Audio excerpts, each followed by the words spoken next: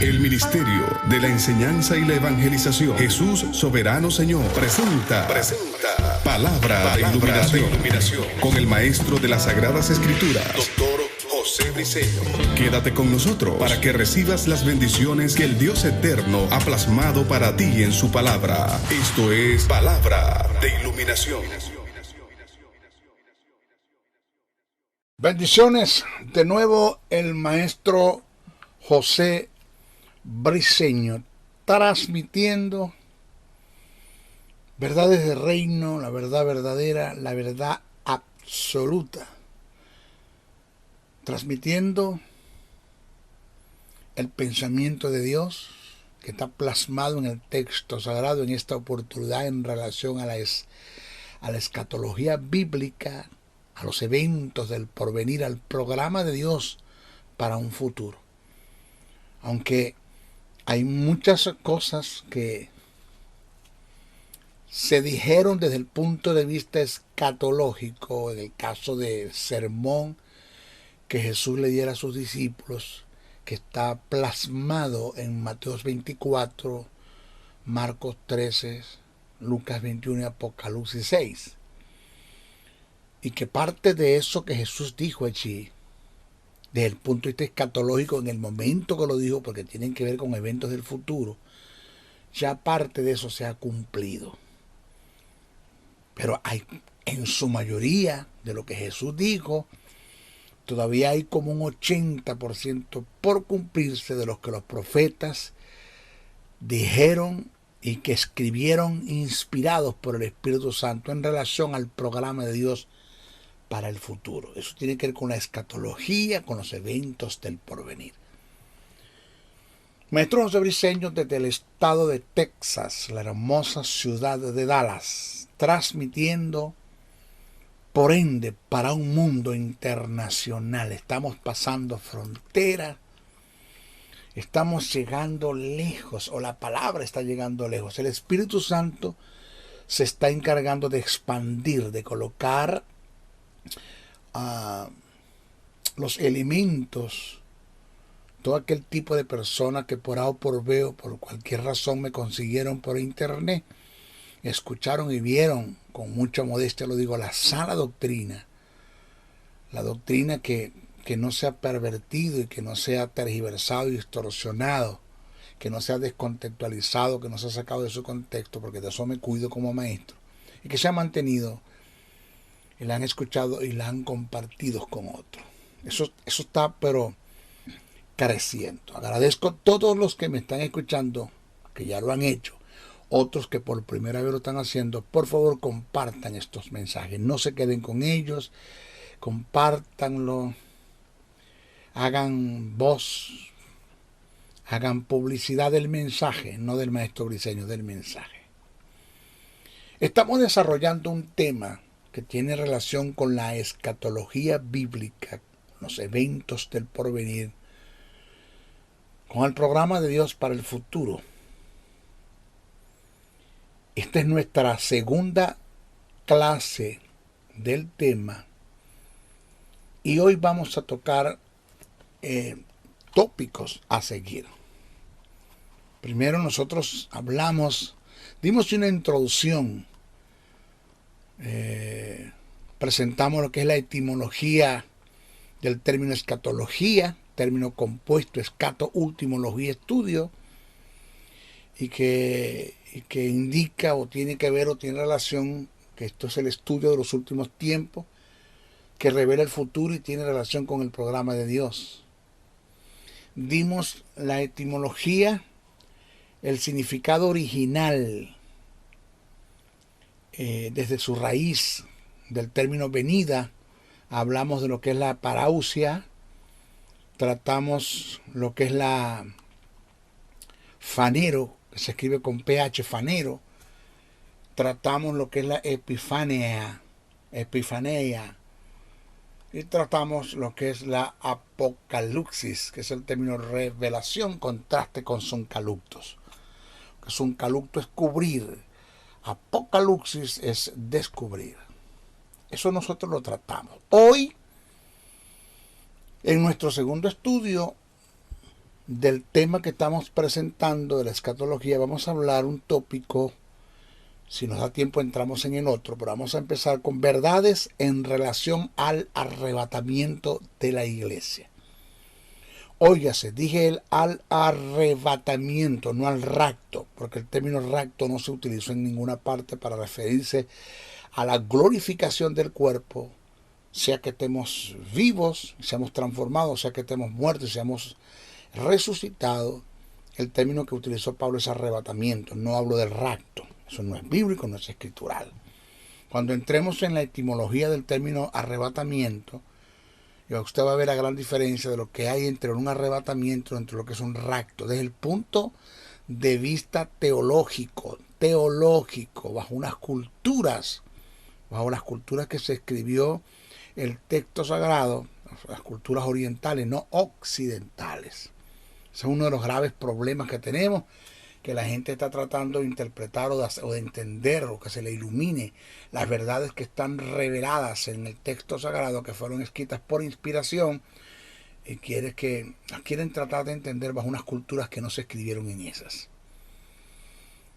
Por eso hay tantos errores y horrores. Una cosa impresionante, que la falta de conocimiento, la ignorancia o el oscurantismo en la gente que está dentro de nuestras congregaciones te lo llevan a decir y a enseñar cosas que no tienen nada, pero nada que ver con el pensamiento de Dios. Por ahí se levantó uno y presentó, eso fue un lunes, y él decía: hoy es un lunes profético. Yo me pongo a pensar qué ridículo es esa. O sea, ¿qué es un lunes profético? Pero claro, yo entiendo que lo dice por ignorancia, pero eso afecta. Un lunes profético. ¿Qué es un lunes profético? Otros, por ahí se levantó, saluda a los intercesores proféticos. ¿Qué es un intercesor profético? Otro dijo: vamos a orar por los intercesores escatológicos. ¿Qué es un intercesor profético y qué es un intercesor escatológico? Vamos a ver. Un intercesor escatológico, eso no me cuadra, no tiene sentido, no se adhiere al texto bíblico, no es Biblia, no está en el texto sagrado, eso no existe, es un invento, eso es más de lo mismo. La gente no tiene nada que decir. Intercesor escatológico, ¿será que yo no puedo entender como aquel tipo de persona que está orando para que las cosas que están escritas en el texto sagrado sucedan o no sucedan desde el punto de vista escatológico? No es la cosa que había aprendido, que lo que está escrito en el texto sagrado no va a suceder o no va a dejar de suceder porque tú ores. Eso está allí, ese es el programa de Dios, el pensamiento de Dios. Ese es el decreto de Dios y eso se va a cumplir en su tiempo, en el kairos de Dios se va a cumplir. Entonces eso de que tú te levantes y digas ahora mismo: Señor, por la equiternas, la requinquiternas, sangre del Cordero, ahora yo decreto, yo declaro, yo profetizo, ahora mismo, Señor, que los sellos no sean abiertos, que las copas no sean derramadas, y que esos caballos con sus jinetes, cuando salgan a cabalgar, se le partan las patas. ¿Será eso a lo que se refiere? Yo no entiendo. O sea, usted pensará que yo me estoy burlando. No. No me estoy burlando. Lo que estoy es presentando la forma y la forma ridícula que la gente, en la que la gente cae porque no conocen el texto sagrado. Eso es. Por ahí se levantó, por ahí hay un video rodando de una persona supuestamente cristiana que se endemonió, que no sé dónde sacan eso, porque un creyente puede ser influenciado, un hijo de Dios que tiene la justicia divina, que tiene la vida eterna, que tiene el Espíritu de Dios morando en él, no puede ser posesionado por un demonio, puede ser influenciado, pero no posesionado. Supuestamente esta muchacha es cristiana y ya se posesionó, y el demonio en ella está divulgando que en el infierno hay un laboratorio, que en ese laboratorio fue que se fabricó y se hizo la vacuna, se hizo el virus del coronavirus, el COVID-19 se hizo en el infierno, porque en el infierno hay un laboratorio, y tú sabes, ¿no? Y en el infierno un laboratorio, ¿de dónde sacan eso? De la ignorancia. No conocen la verdad del reino, de ahí lo sacan de la ignorancia. Porque en el Hades o Seol, que se compone de dos partes, la parte superior que es el seno de Abraham y la parte inferior que es el lugar de tormento. Recuerda de aquella historia que Jesús habló de Rico y Lázaro, no hay laboratorios. En la parte superior están los que murieron, que formaron parte del programa de Dios y que son de Dios y que le pertenecen a Dios, sea en el Antiguo o en el Nuevo Testamento, en la dispensación de los patriarcas, la dispensación de los reyes, jueces y sacerdotes, una dispensación de la gracia. Y en la parte más baja están los que mueren en tormento, los que murieron sin Cristo, sin Dios, que no tienen relación con Dios, y ahí ellos van a dar allá. Demonios no hay en el infierno, sáquese eso de la cabeza, en el infierno no hay demonios. En el Hades o en el Seol, en la parte más baja, el lugar de tormento, allá no hay demonios, es una parte donde ellos no quieren ir. Por eso es que cuando Jesús se enfrenta con el endemoniado gadareno, ellos apelaron a sus derechos. ¿Por qué vienes a atormentarnos antes de tiempo? Permita que salgamos de estos cuerpos y nos metamos en aquellos cochinos. De este cuerpo y nos metamos en aquellos cochinos. O sea, no nos mandes al infierno, no es el tiempo de hacerlo todavía.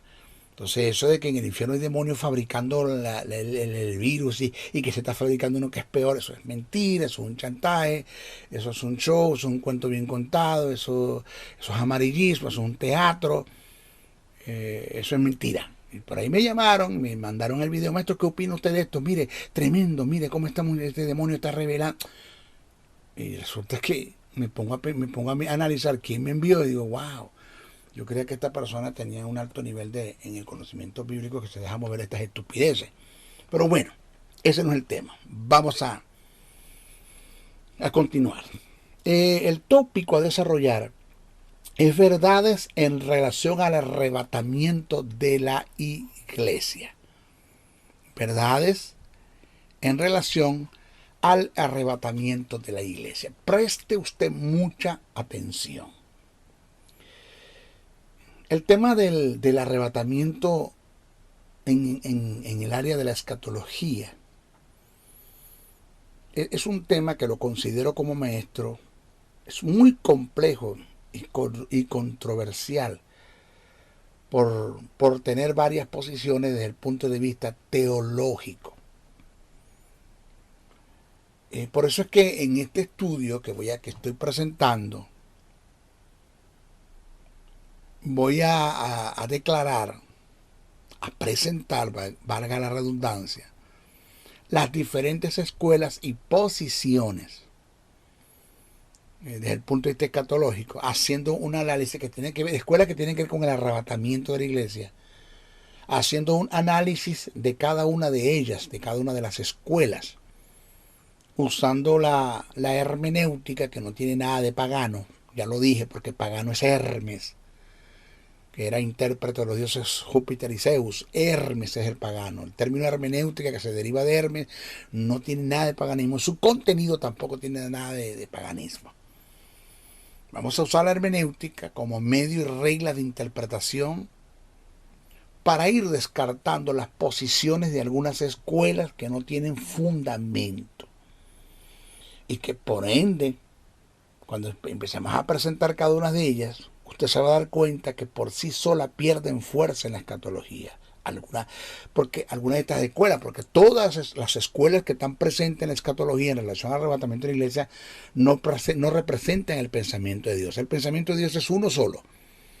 Es uno solo, y eso es lo que vamos a hacer en este estudio, analizar todas las escuelas para ir descartando y para entender cuál es la escuela que se sostiene en el programa de Dios, en el pensamiento de Dios. Vamos a ver cuál es. Cuando empezamos a analizarlas todas, vamos a dar razones. Y usted se va a dar cuenta que por sí solas pierden fuerza en la escatología y por ende se pueden considerar como falsas. Y estas escuelas, estas son escuelas que surgen de una eisegesis, óigase, no una exégesis, sino una eisegesis. E-I-S-E-G-E-S-I-S, eisegesis, que es cuando le damos a las escrituras nuestra propia interpretación. Eso es una eisegesis, cuando le damos a la Biblia nuestra propia interpretación. La exégesis, porque la eisegesis es el contraste de la exégesis. La exégesis es cuando no decimos lo que la Biblia dice, ni le damos nuestra propia interpretación a lo que está escrito en el texto sagrado, sino es cuando descubrimos y se nos es iluminado por el poder del Espíritu Santo que está en nosotros, las verdades que están reveladas en relación a o a B, en este caso escatológicamente hablando. ¿Ya? Entonces, estas escuelas surgen de una eisegesis, que es cuando le damos a la escritura nuestra propia interpretación, o en su defecto nacen del hiperliteralismo. ¿Qué es el hiperliteralismo? Es cuando interpretamos las escrituras en forma literal y ponemos y exponemos los que las escrituras dicen, pero no decimos lo que ellas quieren decir. Son dos cosas diferentes. Una cosa es cuando usted lee la Biblia y usted dice lo que la Biblia dice. Otra cosa, cuando usted lee la Biblia y usted dice lo que a usted le parece que la Biblia dice, lo que usted cree, su propia interpretación. Y otra cosa es cuando usted dice lo que la Biblia quiere decir, que eso es producto de la exégesis. Entonces, cuando entramos en el hiperliteralismo, es cuando exponemos o interpretamos las escrituras de forma literal. Y por ende exponemos por lo que las escrituras dicen, pero no decimos lo que ellas quieren decir. Entonces, mire, la posición más antigua con respecto a cuándo acontecerá el arrebatamiento de la iglesia es la postribucionalista. Repito, es la postribucionalista, es la posición más antigua con respecto a cuándo acontecerá el arrebatamiento de la iglesia. De hecho, ha sido la única posición de la iglesia cristiana por 19 de sus 20 siglos de historia. Fueron las que defendieron los reformadores, protestantes del siglo XVI. No fue sino hasta mediados del siglo XIX, después de 1830, y en los comienzos del siglo XX, especialmente después de la Segunda Guerra Mundial, cuando se propagó la creencia muy popular entre algunos grupos protestantes que la iglesia no pasaría por la gran tribulación. Esto nos lleva a preguntarnos si la iglesia estuvo equivocada por tanto tiempo sobre un tema tan importante como este, o están equivocados los que han traído una nueva doctrina. O sea, en el siguiente estudio, en este estudio, esto es un desarrollo con el propósito de investigar. Voy a dar un desarrollo con el propósito de investigar cuidadosamente el texto bíblico con relación a la doctrina del arrebatamiento de la iglesia, mal comúnmente referido como el rapto. Présteme muchísima atención. Mire, estamos hablando de verdades en relación al arrebatamiento de la iglesia. Présteme mucha atención. Se ha debatido en los últimos 100 años en cuanto a si este evento, ¿cuál? La glorificación del cuerpo, el arrebatamiento de la iglesia, este evento tan esperado acontecerá antes del periodo conocido como la Gran Tribulación. Esto se conoce como pretribulación. O se dará en medio de la Gran Tribulación. Esto se conoce como medotribulación. O se dará al final de la tribulación. Esto se conoce como post-tribulación. Ahora, vamos a hacer el estudio, a ver en qué tiempo y en qué lugar está esto. En otro caso también se ha debatido si el traslado de la iglesia se dará en forma parcial. O sea, cuando Cristo venga habrá unos que se van, otros que se quedan. O en su defecto, si habrá o no habrá arrebatamiento de la iglesia, porque hay unos que niegan el arrebatamiento de la iglesia. Fíjese esto. Primero tenemos la pretribulación. ¿Ya? Donde dice que la iglesia se va antes de la gran tribulación. Tenemos medotribulación, que es la que dice que la iglesia se va a los primeros 3 años de la gran tribulación. Y tenemos la post-tribulación, que es cuando dicen que la iglesia se va después de la gran tribulación, que la iglesia va a pasar por la gran tribulación. Pero hay otra escuela que dicen que habrá lo que llaman el traslado parcial, el arrebatamiento parcial, que es cuando habrá un grupo de creyentes que se va y un grupo de creyentes que se queda. Pero en su defecto, que esto es grave, hay quienes niegan el arrebatamiento de la iglesia. O sea, ya Cristo no viene por la iglesia, no hay arrebatamiento, no hay glorificación del cuerpo.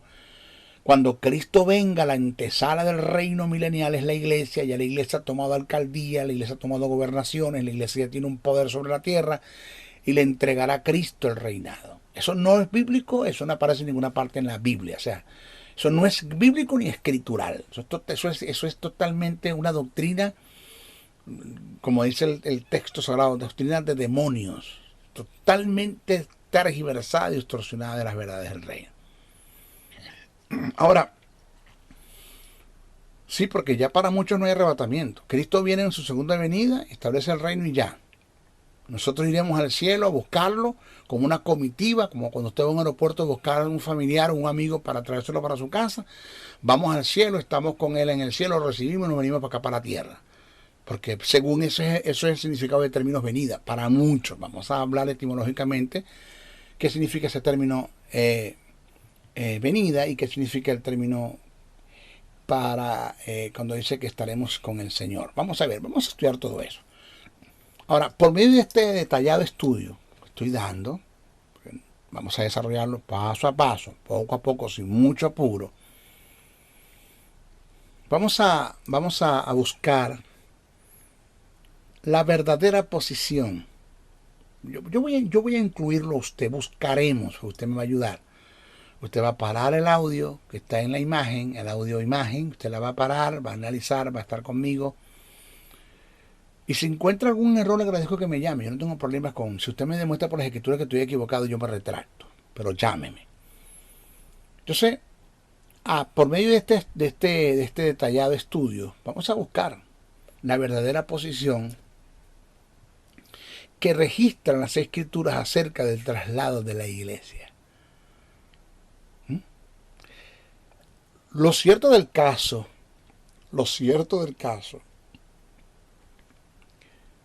es que el arrebatamiento de la iglesia, esta doctrina, perdió fuerzas como doctrina bíblica, dándole lugar a otra doctrina aislada de las verdades, tales como el Kingdom Now,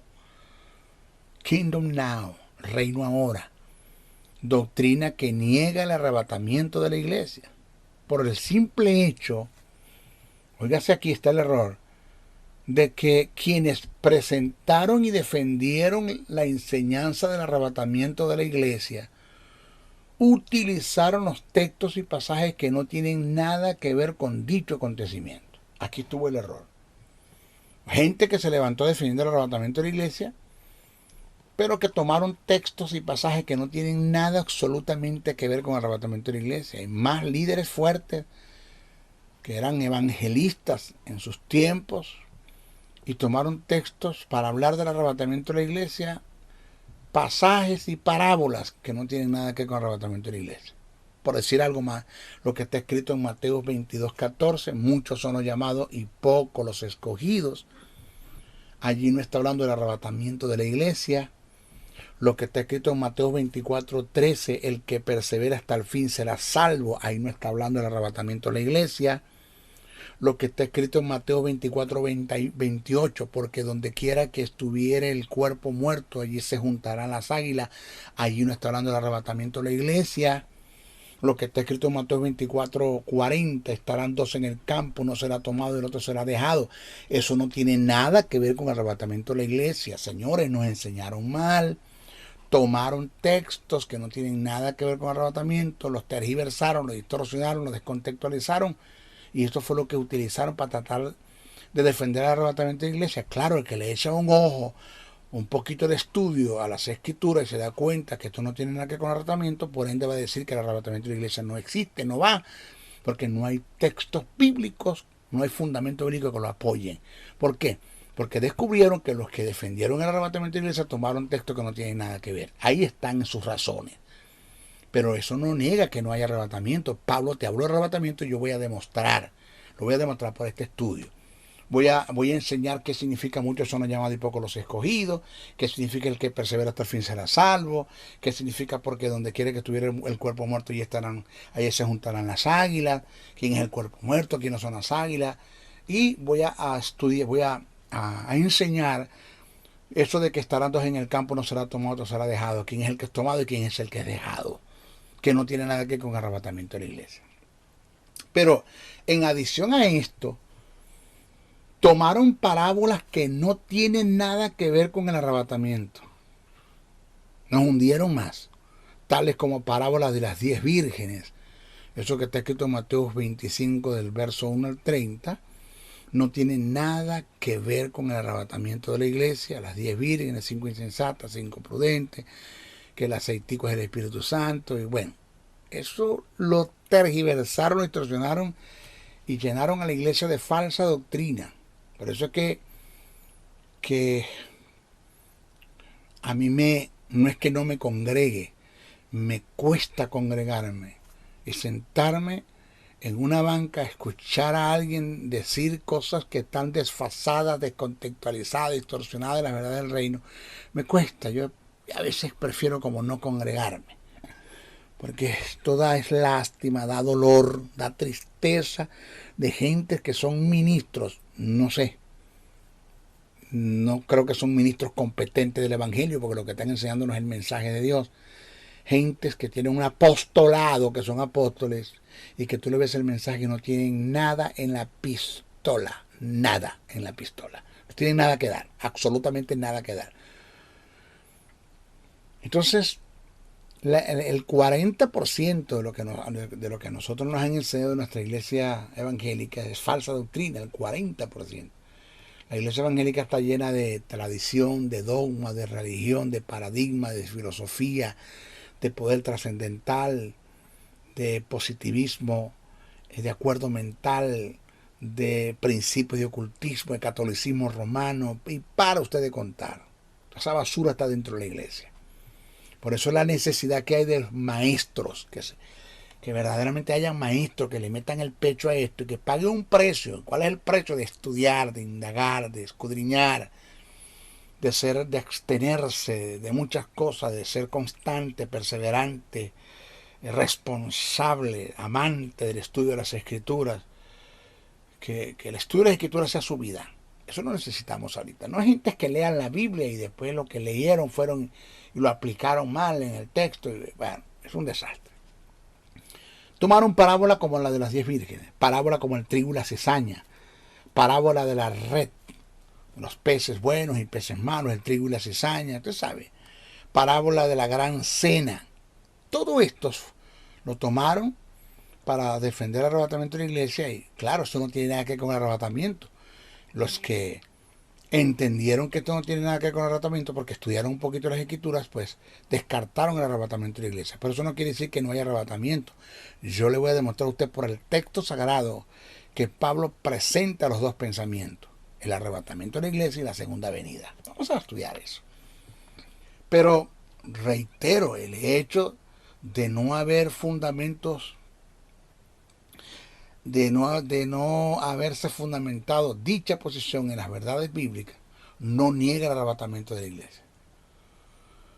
Pablo, ya lo dije, fue un arduo defensor de dicho evento, hasta el punto que demarcó el traslado de la iglesia como inminente, ya que se contaba entre los que estuviesen vivos cuando esto aconteciese.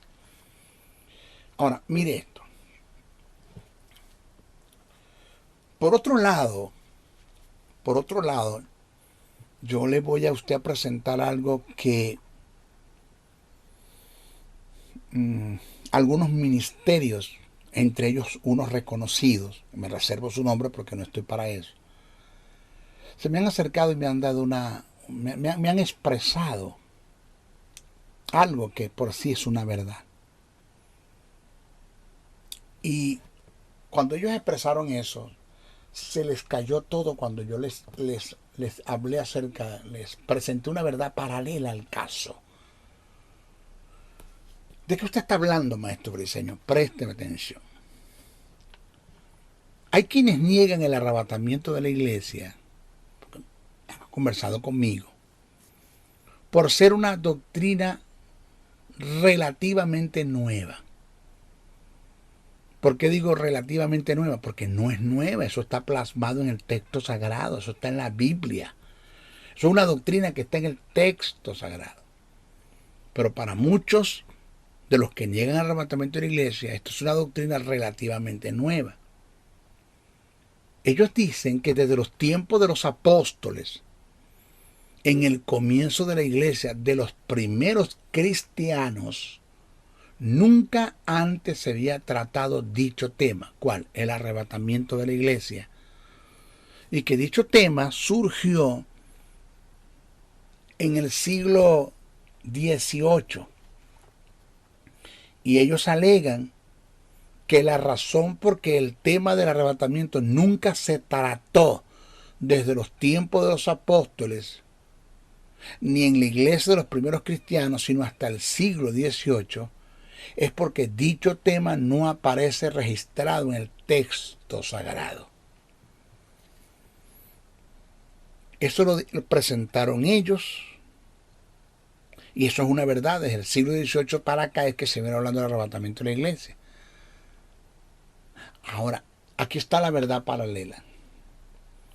La respuesta que yo di a este argumento como verdad paralela, que después se me quedaron mirando, no tuvieron respuestas. Bueno, vamos a dejarlo hasta ahí, vamos a tomar un café, Briceño. La respuesta a este argumento es, oído, que por igual, porque lo que es bueno para el pavo es bueno para la pava. Por igual deberíamos negar la doctrina de la justificación por gracia, ya que dicha enseñanza surgió desde los tiempos de los reformadores en el siglo XV. O sea que nunca antes se había tratado el tema de la justificación por gracia, la justicia divina, desde el tiempo de los apóstoles, en el área de la iglesia cristiana, en los primeros cristianos. Nunca antes se había hablado, sino después del siglo XV. Ahora, esto no niega de ninguna manera que el tema de la justificación por gracia no es bíblico, por el hecho de que no hubo quien lo tratara o defendiera después de los apóstoles en la iglesia de los primeros cristianos, sino después de tanto tiempo que esto se manifestó o se le fue iluminado a los reformadores, entre ellos Martín Lutero, Juan Hus y Calvino. Entonces, lo que es bueno para el pavo, bueno para la pava. Porque es que nadie habló del arrebatamiento de la iglesia desde los apóstoles y la iglesia de los primeros cristianos, sino en el siglo XVIII fue que surgió esto. Igual nadie habló de la justicia divina, de la justificación por gracia. Nadie habló en los tiempos de los apóstoles, desde el tiempo de los apóstoles y en la iglesia de los primeros cristianos, sino desde el siglo XV fue que se vino a hablar de esto. Por esto no niega ninguna de las dos doctrinas. Son bíblicas, son escriturales. ¿Ok? Preste mucha atención que el maestro Briceño no está jugando al ministerio. Yo sé cuál fue el llamado que el Eterno me hizo. Entonces, reitero, el tema de la escatología en cuanto al arrebatamiento, por tener varias posiciones desde el punto de vista teológico, es complejo, es controversial. Pero vamos a presentar las diferentes escuelas y posiciones haciendo un análisis de cada una de ellas, usando la hermenéutica como medio, principio y regla de interpretación para ir descartando la posición de algunas escuelas que no tienen fundamento y que por sí solas pierden fuerza en la escatología y se pueden considerar como falsas. Mire, una de las verdades que debemos tomar en cuenta para hacer un estudio exegético y conocer, no eisegético ni hiperliteral, exegético, un estudio exegético, una de las cosas que debemos tomar en cuenta para hacer un estudio exegético y conocer las verdades verdaderas de Dios, el pensamiento de Dios, la verdad absoluta, en relación a lo que estamos estudiando, sea cristología, demonología, neumatología, soteriología, escatología, para usted de contar. Pero en este caso estamos tratando la escatología. Es entender, nunca usted se le olvide esta verdad, nunca. Óigala bien, óigala bien. Señores, no estoy jugando al ministerio, sea lo que Dios me llamó. Y soy responsable de lo que estoy diciendo.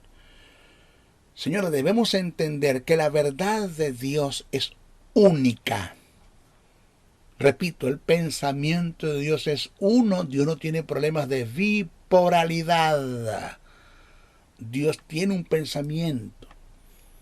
El pensamiento de Dios es absoluto.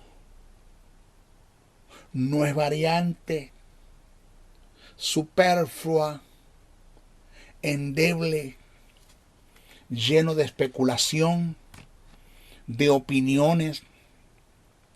No está sujeto al parecer de alguien. La verdad de Dios es veraz. Esto indica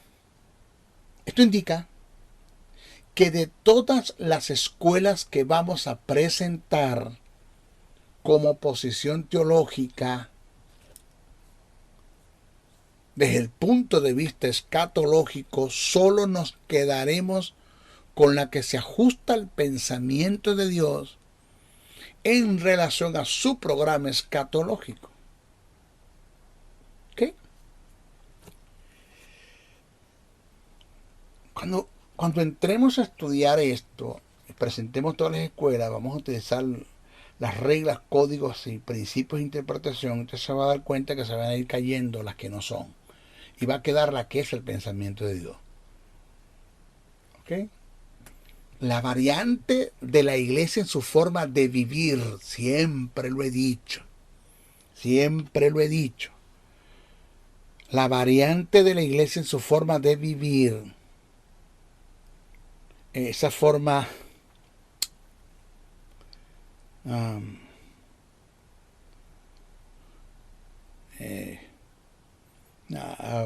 ¿cómo lo podría yo decir? Pesada, caída, lleno de quejas, de lamentaciones, enfermos, arruinados, obstinados, harapientos, quejándose todo el tiempo, no salen de una enfermedad, de una deuda, de un problema, hogares cristianos, entre comillas, divorciándose. Los hijos de los creyentes no quieren conocer nada del evangelio ni de Dios, son los peores en el barrio, los delincuentes del barrio son los hijos de los evangélicos, no de todos, pero de muchos. Y esto es producto de que no se está caminando en lo absoluto de Dios. En su mayoría, y no se conoce el pensamiento de Dios, por eso no se puede caminar en el pensamiento de Dios. Porque cuando usted conoce la verdad verdadera, la verdad absoluta, el pensamiento de Dios en relación a A o a B, y usted camina en eso, el Espíritu Santo se va a encargar, señores, de conducirlo a usted, de llevarlo a una vida de victoria, de poder, de dominio, de autoridad, de señorío. No estoy hablando que lo va a acentuar de la prueba, ni de la tentación, ni del ataque o las adversidades del mundo. No, usted va Puedes pasar por esto, pero como usted tiene una vida fundamentada en las verdades del reino, en la verdad verdadera, en la verdad absoluta, en el pensamiento de Dios, el Espíritu Santo, Dios, la deidad, Jehová Dios como Padre, Jesús como mi intercesor y como mi Salvador y como mi hermano mayor, y el Espíritu Santo como mi consolador, como el que mora en mí, va a responder por mí, porque yo estoy caminando en la verdad del reino.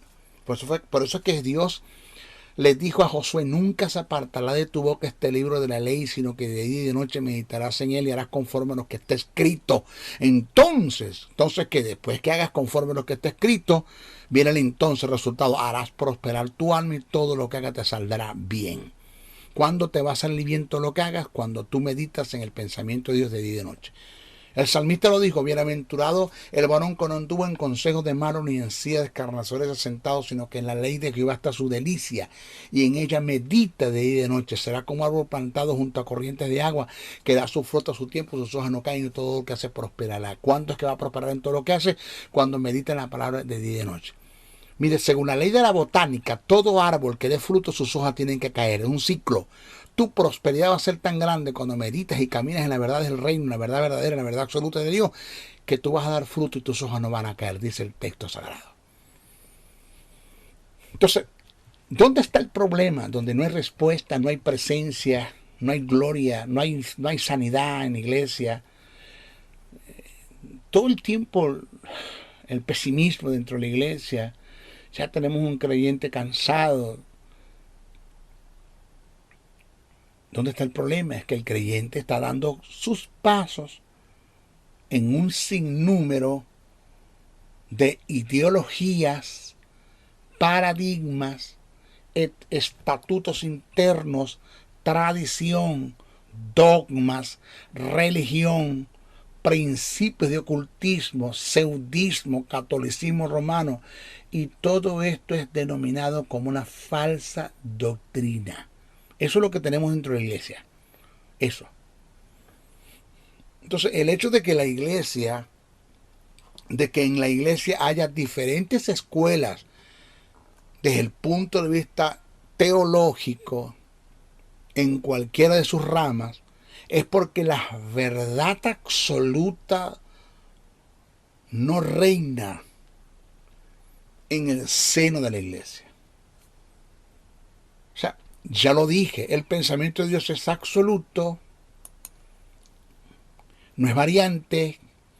Dios no tiene problemas de bipolaridad, es uno en relación a A o B. Para Dios la salvación se pierde o no se pierde, las dos no pueden ser. Para Dios la salvación se pierde o no se pierde, las dos no pueden ser. Entonces, ¿cuál es el trabajo nuestro como ministros? Estudiar las Escrituras para descubrir el pensamiento de Dios en relación a la salvación. Desde el punto de vista, esto tiene que ver con la soteriología. Para Dios la iglesia se va antes, durante o después de la tribulación. Las tres no pueden ser. Esas son escuelas que surgieron. Entonces vamos a estudiar cuál de las tres se sostiene o cuál de las cuatro, porque tenemos la escuela que niega el arrebatamiento de la iglesia y la escuela que presenta el traslado parcial. Vamos a ver cuál de ellas es, porque el pensamiento de Dios es uno solo. Entonces, reitero, ante una verdad absoluta no hay lugar para opinar, cuestionar, dudar. No hay lugar para el a mí me parece. No hay lugar para eso. ¿Okay?